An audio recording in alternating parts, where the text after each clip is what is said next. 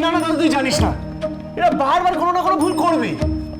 নিতাই দা, শোনো শোনো, বলবো ওই লাইটগুলো ডেকোরেশনের জন্য ওগুলো এসে গেছে তো? একদম ভুলে গেছি ছোট তো। তুমি কিছু চিন্তা করো না, আমি এক্ষুনি যাচ্ছি, নিয়ে আসছি। কি কর, যাও যাও নিতাই দা, যাও।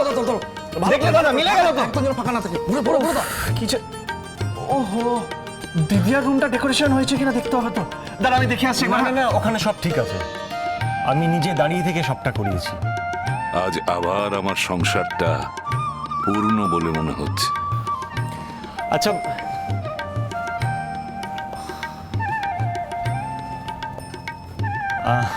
একবার দেখে নিন সব ঠিক আছে তো? তোরা দুই ভাই যখন আছিস তখন আমার আর চিন্তা কিসের। আজ আমার বড় আনন্দের দিন। অ্যানিটার বিয়ে হয়ে গেলে আমি নিশ্চিন্ত হব। আরে আমি তো ভাবতেই পারিনি যে এত অল্প সময়ের মধ্যে সমস্ত কিছু করা হবে। তোরা তুই ভাই মিলে যা করেছিস না, সত্যি তোদের তোদের তুলনা হয় না। আর আদি তো তোকে থেকে দায়িত্ব নিতে শিখেছে, আর কি চাই? এই সব কিছুর পিছনে আসল কৃতিত্বটা কিন্তু ঈশার। হ্যাঁ, ও না থাকলে অ্যানিকে বিয়েতে রাজি করানোই যেত না। এটা তুই ঠিক বলেছিস। ঈশা এসে বাড়ির সমস্ত কিছু বদলে দিয়েছে। এখন সবাই মিলে আনন্দ করে থাকবে, মিলেমিশে থাকবে, এটাই তো আমি চাই।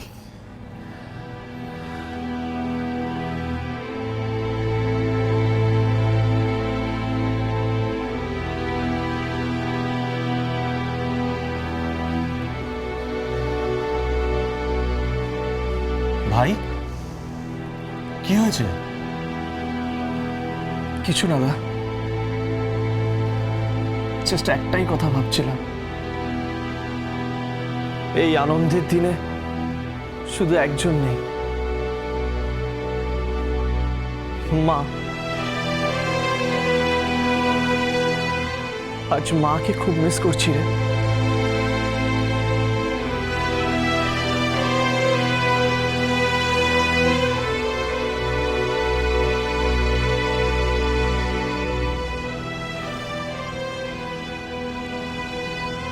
বাবা,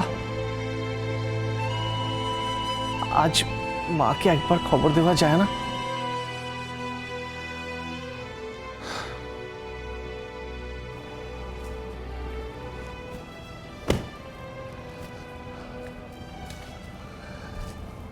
আমি এত নিষ্ঠুর নই রে আদি। তুই কি ভাবিস আমি চেষ্টা করিনি? কিন্তু কোথায় আছে সেটাই তো জানি না। আমি সব রকম চেষ্টা করেছি কিন্তু কোনো খোঁজ পাইনি। চিন্তা করো না ভাই, রাধা মাধবের উপর ভরসা রাখো, তিনি একদিন সবাইকে মিলিয়ে দেবেন।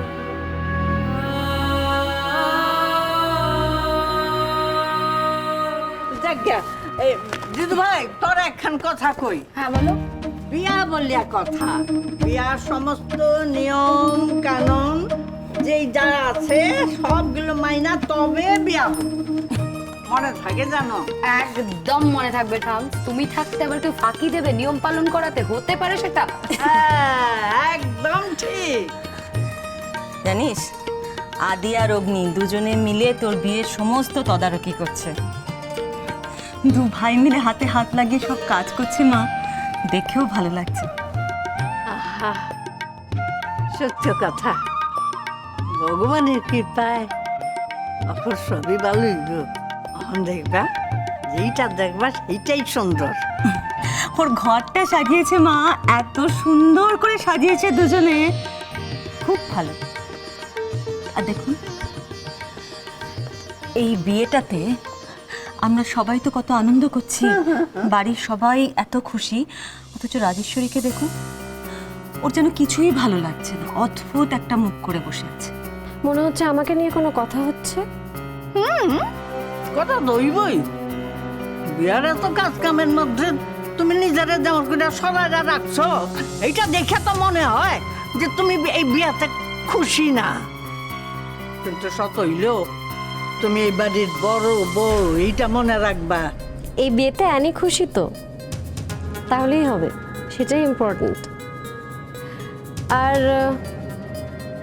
আমার দূরে দূরে থাকার কথা যদি বলো, তাহলে এই বাড়ির লোকজন আমাকে বাড়ির সদস্য হিসেবে মানে কি, যে আমার মনে হয় সেই জন্য আমার দূরে দূরে থাকাই ভালো। এ আবার কেমন কথা? বাড়ির মায়ের বিয়া বলিয়া কথা, তোমার কোনো দায়িত্ব নাই? আসলে আমাকে কেউ কোনো দায়িত্ব দেয়নি।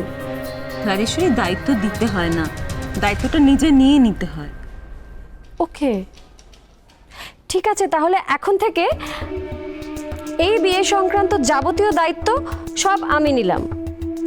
আমি কিন্তু ভীষণ সিনসিয়ার এই ব্যাপারে। আমি এমনভাবে দায়িত্ব পালন করব যে এখন থেকে যা যা হবে রিগার্ডিং বিয়ে সব আমার পারমিশন নিয়ে করতে হবে।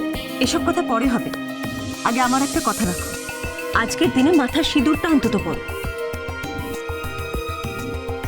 কাকিয়া, তোমার মাথায় দেখছি সিঁদুর ছাড়া কিছু ঘুরছেই না।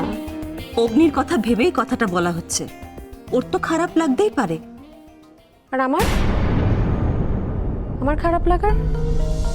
অগ্নির তো একজন সঙ্গিনী আছে, আর সেই বাড়িতেই থাকে। তার ব্যাপারে কি ব্যবস্থা করেছো তোমরা? তার একটা কোনো ব্যবস্থা করো, তারপর আমি চেষ্টা করে হয়তো মাথায় সিঁদুর তুলতে পারবো। না হলে নয়, সম্ভব নয় আমার পক্ষে।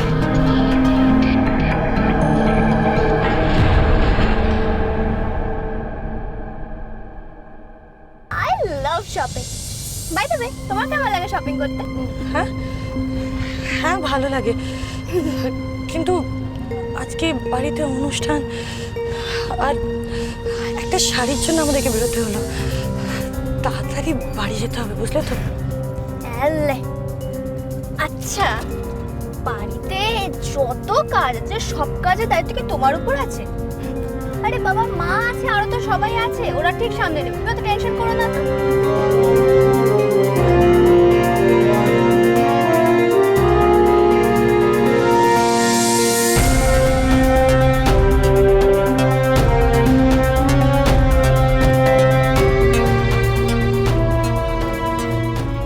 টিয়া, জলটা দেবে? জল? হ্যাঁ, দিচ্ছিলাম। জল সামনে? এ বাবা, গাড়িতে জল নেই। আচ্ছা ঠিক আছে, আমি একটা কাজ করি, আমি এই সামনে আমার দোকান আছে, আমি এখানে জল কিনছি। কাকা, গাড়িটা সাইড করে রাখো তো, আমি জল কিনবো। আমি এক্ষুনি আসছি। হ্যাঁ,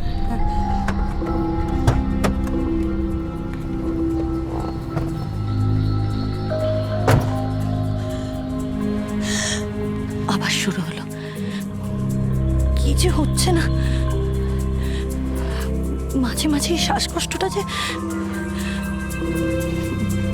দিদির বিয়েটা হয়ে যাক, ডাক্তার দেখাতেই হবে।